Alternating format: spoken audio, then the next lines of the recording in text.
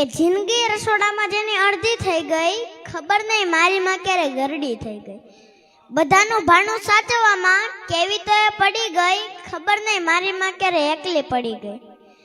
બાળકોને ઉછેરવામાં એવી તો એ પડી ગઈ, ખબર નહીં ક્યારે મારા માના ચહેરામાં કરચલી પડી ગઈ. વ્યવહારોને સાચવવામાં એવી તો વ્યસ્ત થઈ ગઈ, ખબર નહીં ક્યારે મારા વાની વાળની લટ્સ ક્યારે સફેદ થઈ ગઈ.